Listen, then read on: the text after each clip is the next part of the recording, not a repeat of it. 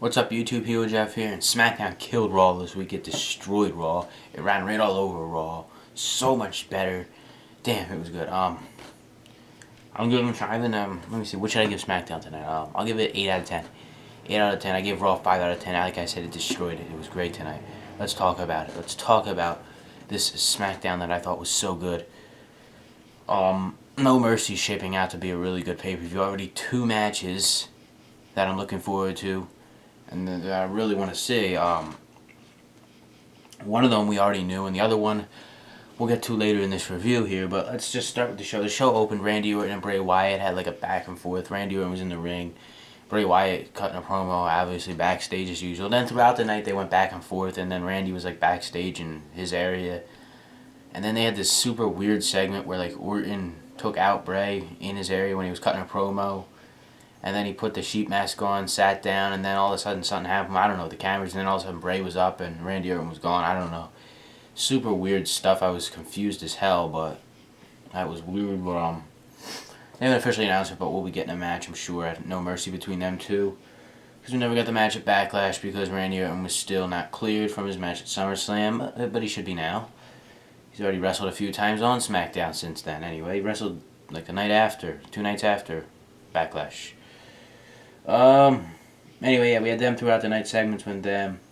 We had a big 8-man tag match, first match of the show. American Alpha and, who was it? American Alpha, Slater and Rhino lost to the Ascension and the Usos. Usos got new music. I like the heel Usos. This was a real smart move by the WWE here to turn the Usos heel. It just saved like the SmackDown tag team division because turning them heel, I feel like they're just relevant again, and they're like up there, and they're one of the top teams, and I think they might take the titles at No Mercy when they take on Slater and Rhino, because they actually got the women's match, they got the pin, so that's good. But I really like what they're doing with the Usos right now. They're so good as heels so far in their short heel run as it's been. So hopefully, I'm kind of hoping they almost take the titles, but then I kind of predict they do, but then I don't know, you know. We'll see where that goes. A few more weeks till No Mercy. Anyway, what do we get next? We got women's tag. Natalya and Carmella defeat Naomi and Nikki Bella. I feel like, I don't know. Are we going to see like separate matches, or are we going to see a tag match at No Mercy? Are we going to see Nikki versus Carmella or Naomi versus Natalya, or are we just going to see like another tag match? Because they got a lot of feuds going on in the women's division on SmackDown right now, to the point where they could have about 3 matches on the show. So we'll see where that goes. What else we got? This is one of my favorite part of the night right here. Miz came out in his hometown, Cleveland, and he cut a great promo. They showed this awesome video package of like the Miz's career so far, and then he was just cutting a great promo. Then Dolph Ziggler came out, who I think is also from Cleveland. Said he resides in Hollywood, Florida, but he's from Cleveland, I guess. Both their parents were in the front row. That was pretty cool. But anyway, it was real heated, back and forth between them. Ended up setting up a match at No Mercy for the IC title, and this isn't any old match. Dolph Ziggler putting his career on the line in this match. Oh man, they really made this like segment. This was great. This segment, this promo they were cutting on each other, it was good. Ziggler putting his career on the line, Miz putting the title on the line. If Ziggler has to win the match, or else his career is over, he's gone. So that makes me think, without a doubt, Ziggler's winning the match, because I don't see Dolph Ziggler leaving right now. That wouldn't make sense to me. So it looks like they're going to take the title off the Miz, unless they're going to come up with some screwy finish or something where the Miz somehow keeps the title and it's like the Ziggler doesn't leave or something like that, like a double count out, something stupid like that. But I really hope they don't do that and they give us a good match, because I'm really looking forward to this match. They could have said the match, but by putting the career on the line in that promo tonight, it made me just really more hyped for that match. So I'm really looking forward to that match at Backlash. I mean, not Backlash, No Mercy, in a few weeks. Then we were going to have a match. Becky Lynch was coming out, and Alexa Bliss attacked her right on the stage and then slammed her on the stage a few times. That's that. Obviously, they're having their match at No Mercy in a few weeks. Kurt Hawkins is going to be on SmackDown next week. Yay. I'm excited for that. Not really. What's he going to do? Make an appearance on SmackDown once and then go straight to what is it, main event they have is like their superstars or whatever. Raw has superstar, SmackDown main event. I mean, I don't know. They're really actually going to give Hawkins a push here. But anyway, he's going to be on SmackDown next week. Hasn't he been saying he's going to be on like the last like 3 weeks or whatever? And then anyway, the big point of the night, the WWE title was on the line. WWE World title on the line. AJ Styles, Dean Ambrose getting his one-on-one rematch from when he lost the title back at Backlash to AJ Styles. John Cena on commentary during this match.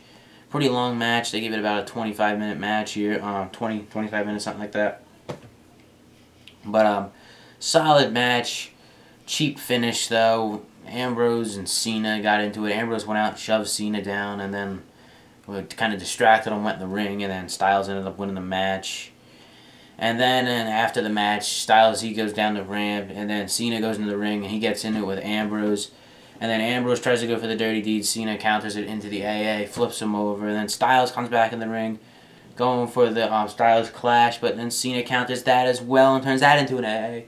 And then there's Cena standing tall at the end of the show, holding up the WWE World title.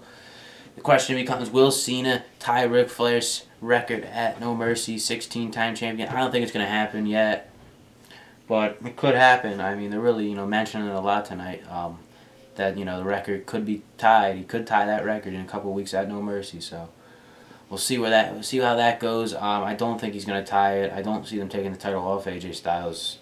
It would make no sense to take it off him because got to give him a nice lengthy run here with the title. So, like I said, SmackDown killed Raw. It smoked Raw this week. Raw had nothing on SmackDown. And like everybody was saying back in the right after the draft happened, Raw was going to be good then. SmackDown was going to take a little time to develop, and we've clearly seen that. Where Raw was good for the first little bit, and now SmackDown's kind of developed now, and SmackDown's it's the better show now. And it's shorter. It's 2 hours. It's not that full 3 hours, so it's not that long.